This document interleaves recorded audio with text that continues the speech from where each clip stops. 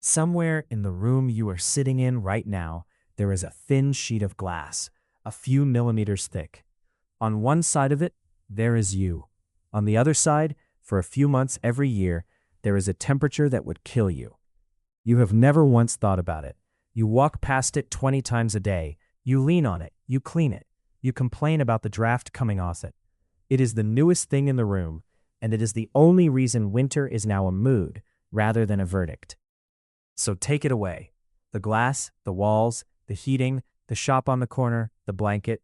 You are standing on an open plain in what will one day be Europe. It is 15,000 years ago. The wind is coming off an ice sheet the size of a continent, and this is just October. Now, winter is not one problem. It is four, and they arrive in order. First, the water is going to try to kill you. Then your own body is going to start giving pieces of itself away. Then the land is going to stop feeding you. And then, in all of that is already happening, the light is going to go out for 16 hours a day. 4 enemies. Your ancestors beat all 4. And then something else killed them anyway, and we will get to that at the end. Start with the one everybody gets wrong. It is not the cold. Dry air at -20, if you are still uncovered, is survivable. Damp air at +2 is not. Water pulls heat out of a body far faster than air does, by a factor somewhere in the region of 25 to 1. So the thing that kills you in January is not the ice sheet on the horizon. It is a wet sleeve. Fall through one frozen puddle at dawn, and you can be dead by the afternoon in weather a modern hiker would call mild. Your first job, every single day, is staying dry, which means the first thing you need is not warmth. It is a roof that doesn't leak. And you have probably seen the picture of how that supposedly worked. 2 people curled up inside the hollowed-out body of a mammoth, using the animal as a sleeping bag. It is a fantastic image, and it is not what happened. What we actually pull out of the ground is stranger. At Mezerich in Ukraine, archaeologists uncovered round huts built out of mammoth bone. Not a couple of bones propped together. One of those structures used the jawbones of roughly 149 separate mammoths, stacked in interlocking rows, like brickwork. And the reason is the part that never makes it into a thumbnail. On the open steppe there were almost no trees. No trees means no timber, no beams, no poles. So you look at what the landscape actually hands you, and the answer is skeletons. Mammoth bone was not a desperate substitute for wood. Out there, it was the building material. You collected it, you sorted it by shape, you built with it. Jaws for the walls, tusks for the doorframe, hide stretched over the top, turf packed against the base. Nobody crawled inside an animal. They quarried it, and then they built with it. Except a shelter that finally keeps the weather out has just created your second problem. You have sealed yourself into a small, dark box, and you have to put a fire in it. Now the air is full of smoke, and every breath you and 7 other people take is putting water back into the room. The walls sweat, the furs never fully dry. You have not defeated the damp. You have brought it indoors with you and given it somewhere to live. Which brings us to the second enemy, and it is you. When your core starts losing the fight, your body does something ruthless. It shuts the blood supply down to your edges to keep your heart warm a little longer.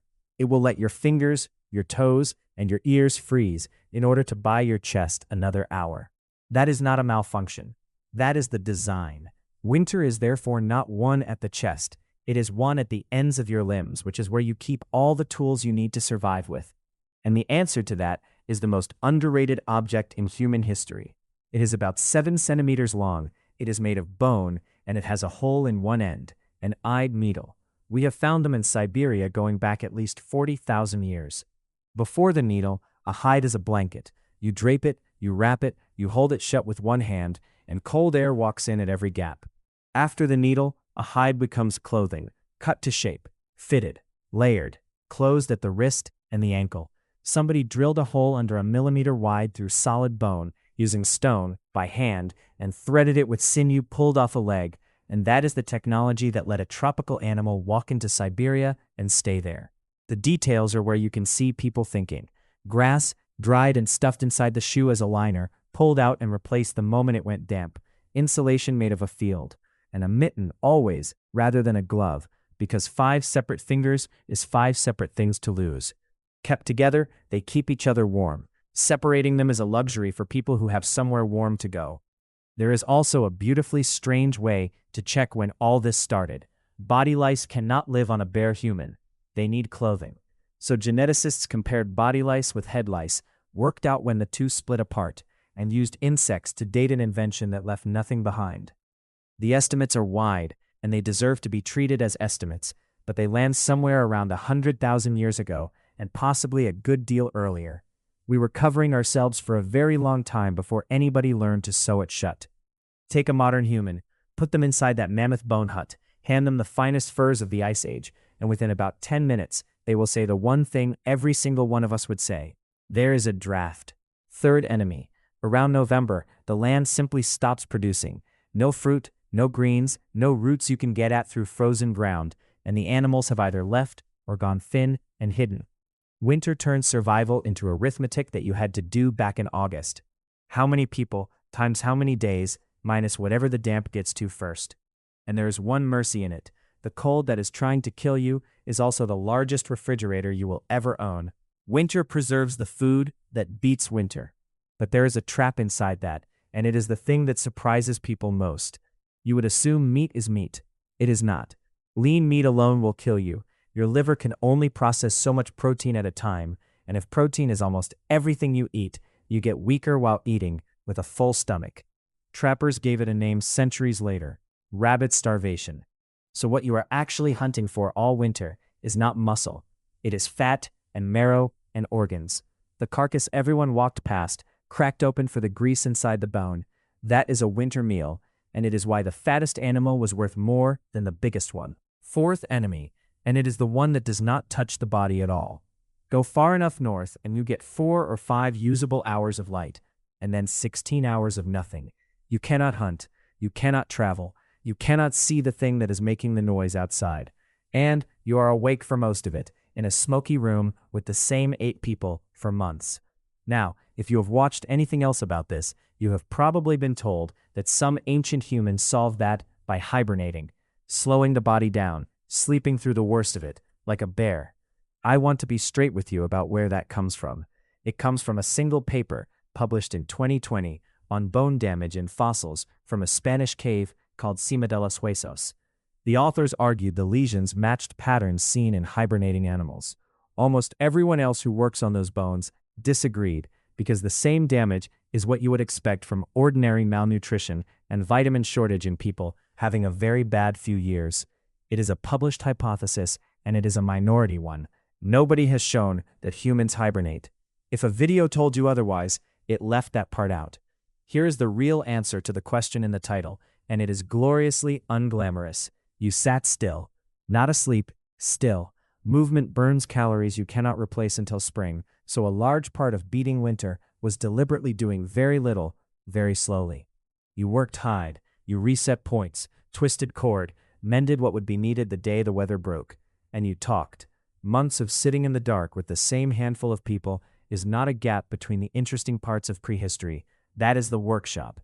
That is where the stories came from, and the songs, and most of the arguing. So they beat the water, and the body, and the hunger, and the dark. And then one morning, water. Not ice melting in a fire, but water moving on its own, somewhere outside. That sound is the year turning over, and it is also the fifth enemy, the one nobody warns you about, because the first thing spring does is show you the arithmetic. The stores are finished, the new food has not arrived, and the gaps in the group are not random. The very young who lose heat faster than a small body can make it, and the very old who by February had nothing left to give. In population after population, the burials cluster here, not in the deepest cold, in the thaw. You can survive all of winter and lose in the week after it, and before you feel superior about any of it, there was another kind of human out there doing the same 4 fights with a better body. Neanderthals were built for cold, broad chest, shorter limbs, less surface to bleed heat from. Physically, they beat us at winter. They are gone, and we are still arguing about why, but whatever finished them, it was not the cold. So look at your sleeve, not the coat, the sleeve. Run your thumb along the inside of it and find the seam. That line of stitching is the oldest piece of technology you are wearing, older than the wheel, older than farming, older than every word in every language now spoken. Somebody invented it because they were cold, and because they had worked out that a hide you can close beats a hide you have to hold. The glass in your window is a few centuries old. The heating is barely a century. The seam is 40,000 years deep, and it has never once been improved on in principle. You are not warm because winter gave up. You are warm because somebody in the dark, with cold hands, sat still and sewed.